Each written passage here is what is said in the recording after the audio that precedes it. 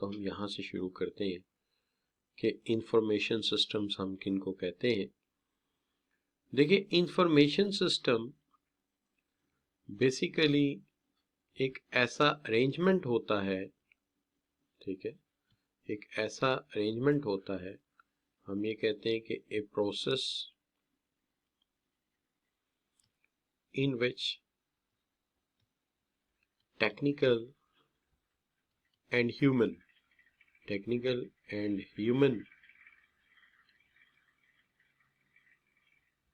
technical and human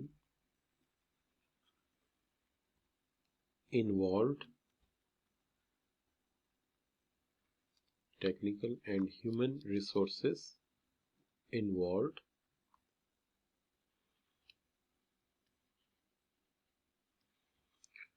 to achieve organizations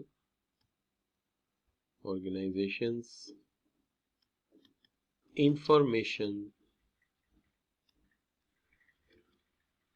needs. A process in which technical and human resources involved to achieve organizations information needs. एक ऐसा अमल जिसके अंदर technical और human resources involve हैं ताकि organisation की information needs को पूरा किया जा सके। मैं तनकीद नहीं करता, किताब में जो डेफिनेशन लिखी है पार्शली कंप्लीटली, डेफिनेशन या डिस्क्रिप्शन इसलिए नहीं होती कि आप उसके अंदर जो जहन में आए लिखें। डिस्क्रिप्शन इसलिए होती है कि आप एक ऐसी बात करें जो मुख्तसर, कॉन्साइज और जामिया हो। तो कॉन्साइज बात यह है कि एक ऐसा अमल है जिसमें टेक्निकल यानी हार्डवेयर सॉफ्टवेयर दोनों टेक्निकल और इंसान इन्वॉल्व हैं, जो के रिसोर्सेज इन्वॉल्व हैं जिनका मकसद ये है कि ऑर्गेनाइजेशन की इंफॉर्मेशन नीड को पूरा किया जा सके। अब यहां पे मसला ये है कि हर सिस्टम दूसरे से कहीं ना कहीं मुख्तलिफ जरूर होता है। हम अगर इनकी क्लासिफिकेशंस करते हैं तो कुछ सिस्टम जो है वो बल्क ऑफ डेटा के साथ डील करते हैं और कुछ सिस्टम्स ऐसे हैं जो बल्क ऑफ डेटा से डील नहीं करते, बल्कि आप ये कह सकते हैं कि वो कुछ टेक्निकल इश्यूज के साथ जो है वो डील करते हैं और उनका काम ज्यादा बड़े डेटे को डील करना नहीं होता, बल्कि उनका काम जो है वो मुख्तसर मगर बड़े कलीदी फैसलों के साथ डील करना होता है। लिहाजा ये सारे के सारे सिस्टम्स जो हैं ये इंतहाई क्रूशल होते हैं, इंपॉर्टेंट होते हैं। यानी यहाँ पे आप ये कह सकते हैं कि कोई सिस्टम गैर अहम नहीं होता, हर सिस्टम ही अहम होता है, हर सिस्टम ही इंपॉर्टेंट होता है। किसी सिस्टम को आप दूसरे सिस्टम से अहम करार नहीं दे सकते। यानी वो कहते हैं ना, कोई काम बड़ा या छोटा नहीं होता, काम सारे ही इंपॉर्टेंट होते हैं और सारे ही काम अपनी अपनी जगह अहमियत के हामिल होते हैं। अच्छा, अब सवाल ये पैदा होता है कि इंफॉर्मेशन सिस्टम्स का इस्तेमाल कहाँ कहाँ किया गया और इससे बिजनेस ने क्या क्या सक्सेस ली। देखिए, बात यह है कि कुछ ऐसे यूजेस किए गए ऑर्गेनाइजेशनल सिस्टम्स के जिसकी वजह से बिजनेसेस ने आउटस्टैंडिंग अचीवमेंट्स ली, जिसकी वजह से इंफॉर्मेशन सिस्टम्स के ऊपर इन्वेस्टमेंट की गई और वो इन्वेस्टमेंट होते होते उसी पर्पस के लिए कंप्यूटर बनाए गए, सॉफ्टवेयर बनाए गए, डेटाबेसेस बनाई गई और बेहतर से बेहतर इसका इस्तेमाल किया गया। इसके अंदर सबसे पहला जो मैं आपको एग्जांपल दूंगा वो एक अमेरिकन फार्मास्यूटिकल कंपनी थी जिसने मार्केट में एक बहुत बड़ा विन किया। ठीक है, क्योंकि हमारा लेक्चर रिकॉर्ड हो रहा होता है इसलिए हम जरा एहतियात से काम लेते हुए, कंपनी का नाम नहीं लेते यहाँ पे। उसने किया ये था कि एंटीबायोटिक मैन्युफैक्चरर थे, उसने एक इंफॉर्मेशन सिस्टम बनाया और वो इंफॉर्मेशन सिस्टम से हॉस्पिटल में इंस्टॉल किया।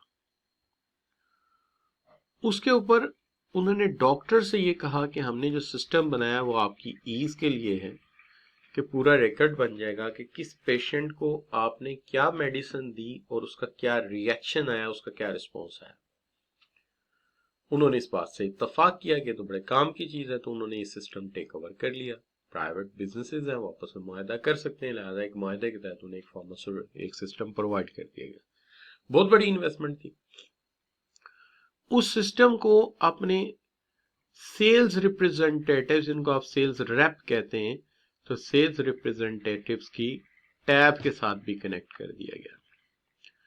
अब यहां से जो मेडिसिन यूज होती थी, उस मेडिसिन के नतीजे में जो रिस्पॉन्स आता था वो सिस्टम में आ गया, और और वो जो रिस्पॉन्स है उसको टैब के ऊपर जाके मार्केट में सेल्स रिप्रेजेंटेटिव ने डॉक्टर्स के सामने रख दिया कि ये रही हमारी मेडिसिन, ये रहा रिस्पॉन्स और ये रहा पेशेंट का क्योर होना। अब आप यहां से खुद देख लीजिए कि हमारी मेडिसिन कितनी ज्यादा रिकमेंड की जा रही है और उसके नतायज या उसके रिजल्ट्स कितने इफेक्टिव हैं। और ये जो रिजल्ट हम आपको दिखा रहे हैं, आप जाके हॉस्पिटल से कंफर्म कर सकते हैं, वहां से डायरेक्ट आ रहे हैं। इसके नतीजे में एक बहुत बड़ी सेल जनरेट की गई। ठीक है जी। और कंपनी ने एक कंपेटिटिव एडवांटेज विन किया। देखिए, बात तो ये है कि आपको एडवांटेज लेना है और फिर वो एडवांटेज लेके उस कंपेटिटिव एडवांटेज को रिटेन करना है या सस्टेन करना है लंबे अरसे के लिए। यही सारा आर्ट है। ठीक है, इसके लिए इसने बड़ा काम किया। इसी तरह की एक एग्जांपल मेरे पास है जो पाकिस्तान में की गई, कि एक कंपनी ने एक इंफॉर्मेशन सिस्टम्स का कॉन्ट्रैक्ट किया कंपनीज के साथ, और उस इंफॉर्मेशन सिस्टम्स ने उन्हें हेल्प आउट किया बाद इश्यूज के अंदर। जो चीजें वो रिकॉर्ड नहीं कर पाते थे, उनको कहा जी वो रिकॉर्ड हो जाएंगी, आपकी मदद हो जाएगी। उसके जरिए उसने ये किया कि जो जितना वॉल्यूम कौन सी कंपनी जितना वॉल्यूम एक कंपनी इस्तेमाल करती थी, ओवरऑल हर कंपनी का वॉल्यूम उसके पास आ गया। पहले ये वॉल्यूम उसे नहीं पता था, उसका ऑर्डर मुख्तलिफ जगह जाते थे, और उसको जब ये वॉल्यूम पता चला तो उसने फॉरेन मार्केट में जहां से वो इंपोर्ट करता था, उसने गेम ये चलाई कि जो वो मुख्तलिफ जो इंपोर्टर थे इंपोर्ट करते थे, उसने टोटल क्वांटिटी मार्केट की लिख के उन्हें भेज दी कि सारा मैं इंपोर्ट करूंगा। उन्होंने लोएस्ट रेट दे दिया। लोएस्ट रेट दे दिया इसलिए कि इतनी बड़ी मिकदार में तुम डिमांड कर रहे हो, तो ये लो हम लोएस्ट रेट देते हैं। वो लोएस्ट रेट के ऊपर आके इसने ये माल अपनी इन्वेस्टमेंट की बजाय कमीशन पे बेच दिया तमाम लोग। यानी गेम देखिए कि जब थोड़ी थोड़ी क्वांटिटी मांगते थे तो जो प्रोड्यूसर था फॉरेनर, वो रेट ज्यादा देता था। उसने इंफॉर्मेशन सिस्टम की मदद से टोटल वॉल्यूम पता कर लिया पूरी इंडस्ट्री का, और जाके इंटरनेशनल मार्केट में वो वॉल्यूम नहीं मांगा जो वो रोज हर साल मांगता था। उसने टोटल इंडस्ट्री का वॉल्यूम कोड कर दिया, ये सारा मैंने इंपोर्ट करना है। जो सप्लायर था वो दो चीजों पे एग्री हुआ, एक तो उसने लोएस्ट पॉसिबल रेट दे दिया, दूसरा उसने क्रेडिट में माल देने को भी तैयार हो गया। उसने ना खुलवाओ लेटर ऑफ क्रेडिट, मैं ट्रस्ट करता हूं, ले लो माल। उसने माल भेज दिया, वो माल आ गया जनाब, तो उसने रख के बजाय अपने पैसे लगाने के कमीशन पे बेच दिया उन लोगों को, अंदाजा के। सो बड़ी बड़ी गेम्स होती हैं जी इंफॉर्मेशन की बुनियाद पे। अच्छा, तो अब देखिए,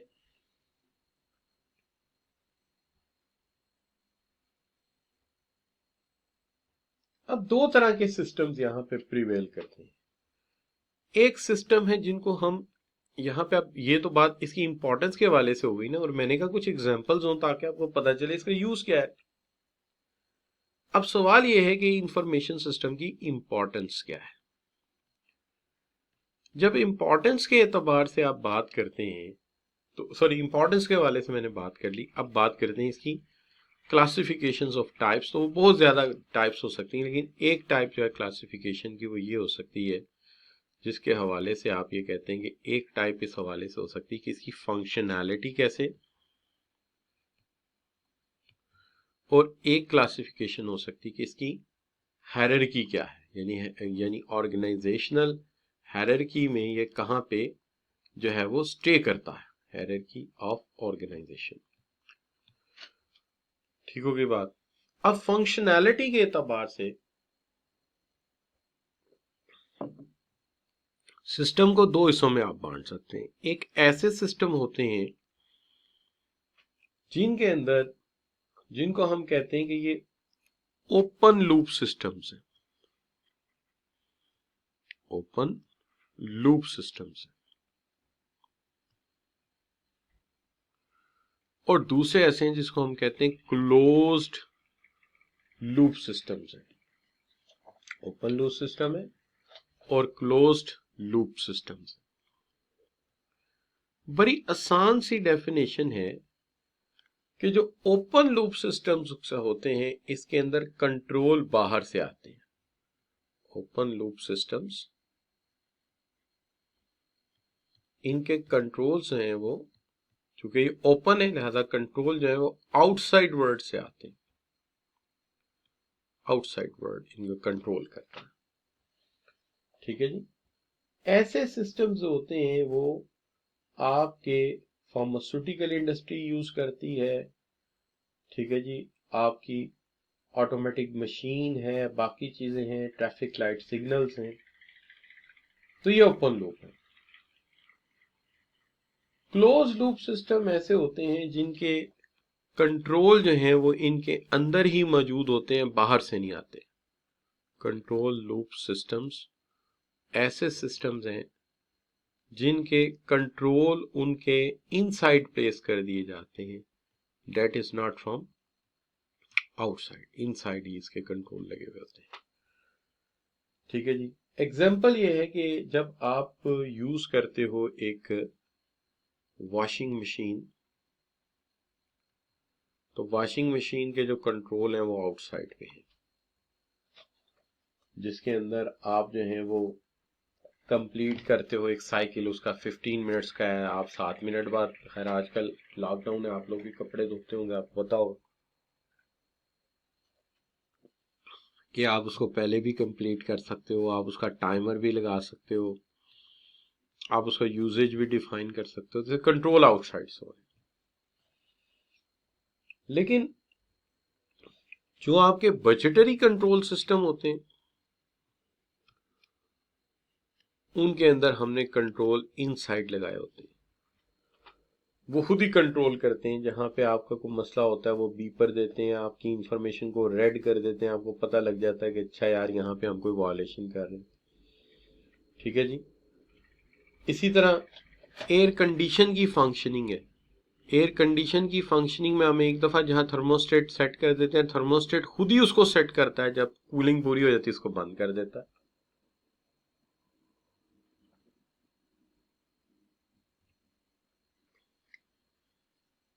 कूलिंग पूरी हो जाती है उसको बंद कर देता है। तो कंट्रोल उसके अंदर ही है। बजटरी कंट्रोल में भी कंट्रोल जो होते हैं वो उसके इनसाइड ही होते हैं।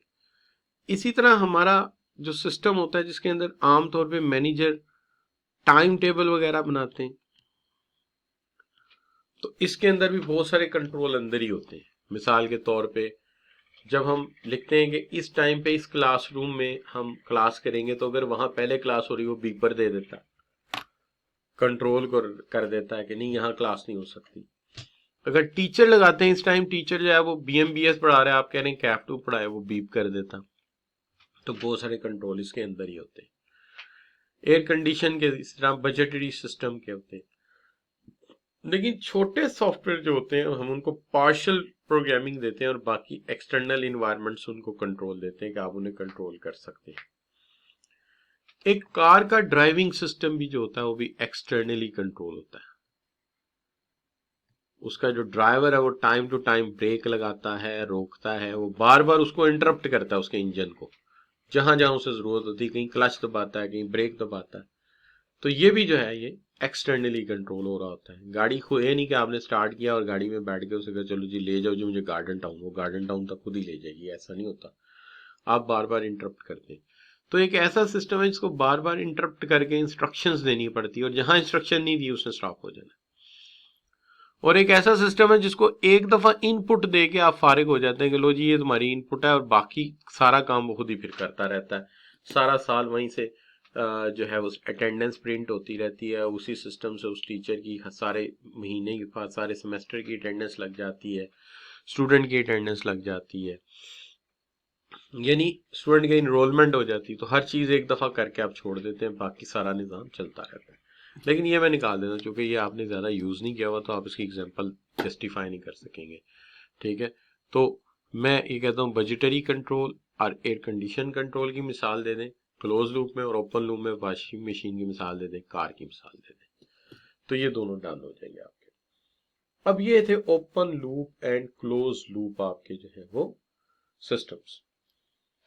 अब जहां तक सवाल है आपका, पेज नंबर हो गया 262 एंड 263, ये दोनों डन हो गए।